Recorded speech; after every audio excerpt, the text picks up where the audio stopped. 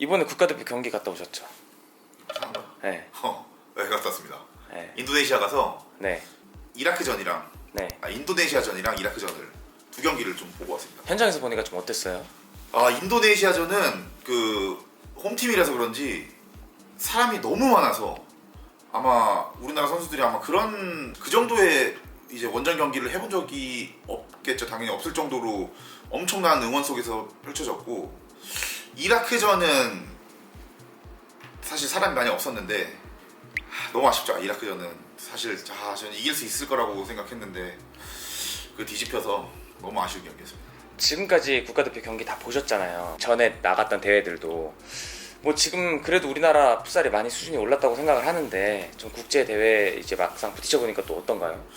그래도 제가 2018년도에 제가 대표 선수로 처음 갔다 왔는데 2018년도에는 우즈베키스탄한테 13대2로 졌고 타지키스탄한테 7대0으로 졌고 일본한테 6대2로 져서 3패하고 왔는데 그 다음 대회는 우리가 3경기에서 한 골밖에 못 넣었어요. 쿠웨이트에서 했던 본선에서는 베트남한테 5대1로 졌고 일본 6대0, 사우디아라비아 4대0.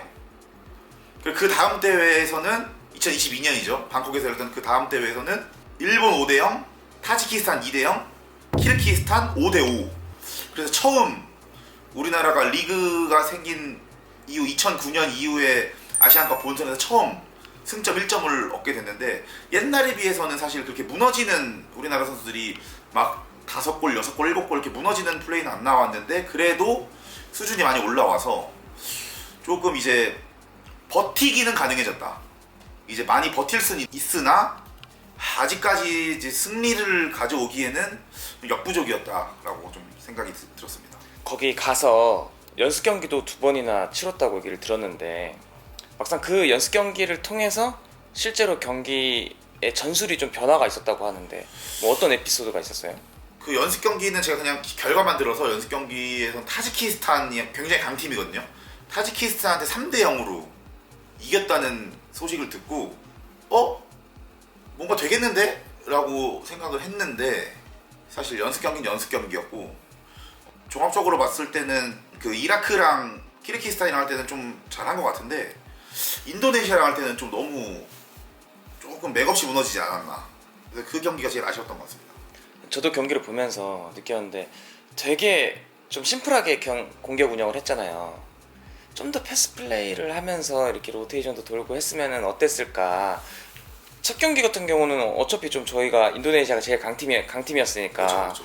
그때 그래도 질 때 지더라도 뭔가 좀 그런 도전 정신을 갖고 했으면 어땠을까 하는데 현장에서 보셨으니까 감독님이 어때요? 저도 그 점이 제일 아쉬웠는데 거의 뭐 이제 지금 기억을 좀 되돌려 보면은 정주호 선수가 이제 피버한테 킥을 붙여놓는 거, 그게 좀 대부분의 이제 좀 빌드업의 과정이었는데 사실 이라크랑 키르기스탄은 그렇게까지는 안 했거든요.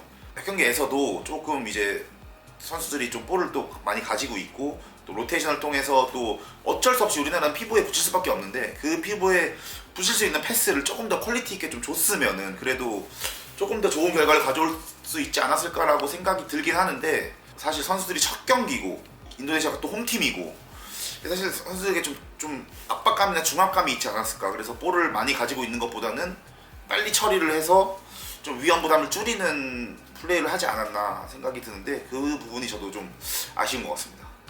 자, 이제 저희가 내년에 또 예선전 다시 해야 되잖아요. 그게 어떤 예선이죠?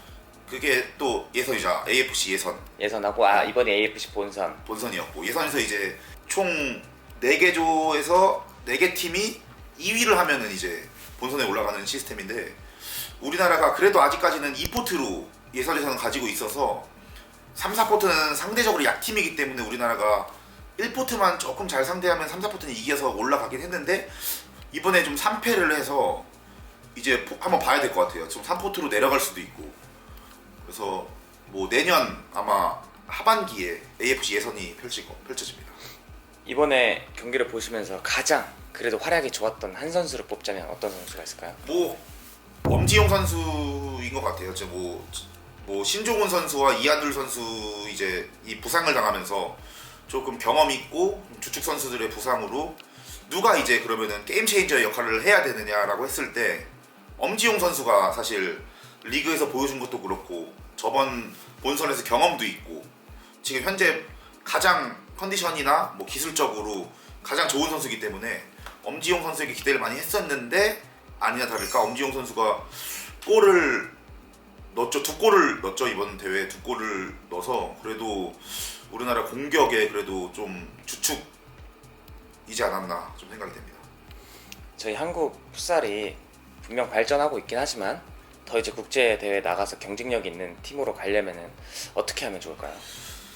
사실 이게 훈련밖에 없는 것 같아요. 사실 우리나라 선수들이 여러 가지 문제가 있겠지만 그래도 그 정도 수준을 따라잡으려면 일단은 기본적으로 우리나라 사실 리그의 경기 수가 15경기밖에 없거든요.